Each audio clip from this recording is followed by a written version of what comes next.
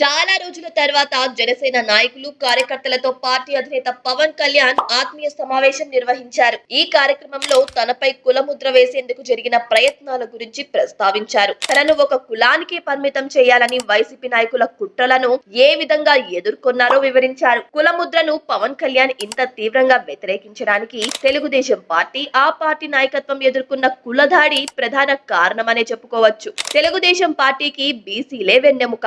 కానీ టీడీపీని ఒక కులానికి చెందిన పార్టీగా ప్రత్యర్థులు ప్రచారం చేశారు. కాంగ్రెస్ నుంచి వైసీపీ వరకు టీడీపీని ఎదుర్కోవడానికి కులం కార్డునే వాడుకున్నారు. ఇక్కడ అందరికీ తెలిసిన ఎవరు గుర్తించని వాస్తవం ఏంటంటే తెలుగుదేశం పార్టీ నాయకత్వం ఎప్పుడూ అన్ని కులాలకు ప్రాధాన్యత ఇస్తూ వచ్చింది. అదే సమయంలో ఒక కులం మీద విద్వేషాన్ని చిమ్మి విషం కక్కే వైసీపీ నాయకత్వం, ఆ పార్టీ నేత చుట్టూ ఒకే సామాజిక వర్గం నేతలు ఉంటారు. అన్ని పదవులు వారికే దక్కుతాయి. అవినీతి చక్రవర్తిగా పేరు తెచ్చుకున్న జగన్ ప్రత్యర్థులపై అవినీతి ఆరోపణలు చేసినట్టు, కులపిచ్చి, బంధు ప్రీతికి పరాకాష్ట లాంటి ఆయన పార్టీ టీడీపీ మీద కుల పార్టీ ముద్ర వేయడమే విడ్డూరం. ఇలాంటి తప్పుడు ప్రచారం తెలుగుదేశం పార్టీకి ఎంతో నష్టం చేసింది. అలాంటి పరిస్థితి జనసేనకు రాకూడదనే పవన్ కళ్యాణ్ మొదటి నుంచి కుల ముద్రను వ్యతిరేకిస్తున్నారు. కుల పిచ్చికి, మత మౌఢ్యానికి మారుపేరు లాంటి పార్టీ అదే కులం పేరుతో రాజకీయాలు చేసే అవకాశం ఇవ్వకూడదనే జనసేనాని జాగ్రత్త పడుతున్నారు. జన సైనికులు కూడా అప్రమత్తంగా ఉండాలని హెచ్చరిస్తున్నారు.